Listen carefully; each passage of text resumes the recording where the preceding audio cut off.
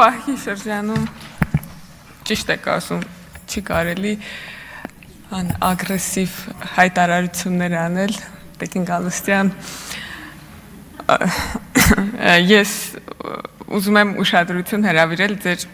ելույթի սկզբի հատվածի ու վերջի հատվածի վրա։ Սկզբում եկաք ասացիք, որ իմաստազուր կա, բովանդակազուր կա, որևէ խնդիր չի լուծում։ Վերջում ասացիք, որ եկեղեցին մայրաթոռը հայտարարել է, որ ինքը ավելի խստացման կողմը եւ համաձայն է, բայց ավելի շատ խստացնենք։ Ես իհարկե մատի ու մատանու արանք չեմ մտնի եւ հարցնեմ, ինչ է ինքը ավելի խիստ բովանդակազրկություն առաջարկել, բայց ես կպաշտպանեմ իմ նախագիծը եւ ես չեմ կարծում, որ բովանդակազուրկան առաջարկում եմ իսկապես կողմ քվեարկել, որովհետեւ սա մի եզակի կետ է, որտեղ հանդիպել են էլ ինդիմությունը, իշխանությունը, մայրաթոռը, բարենորոգման խորհուրդը եւ պիտի որ հաշտ լինեին։ Գործընկերս Ջուլիետա Ազարյանը խոսեց 1 միլիարդ ներդրման մասին վերջին տարիներին կառավարության եկեղեցաշինության ոլորտում 1 միլիարդ դրամը 3 միլիոն դոլարը գիտեք ինչքան է հարկելի գործընկերներ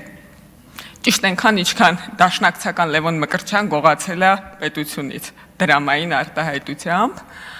ու եթե ինքը մեր բախտը բերել է որ ինքը ոչ թե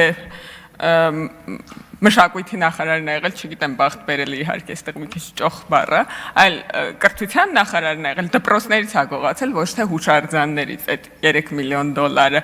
Ու ես օրինակ չգիտեմ արդյոք այդ 26 անշարժ գույքի մեջ եկեղեցիներ կան, որոնք ապօրինի գույք են հանդիսանում Լևոն Մկրտչյան պատկանող, բայց վստահ եմ, որ կրթական ոլորտի ինչ որ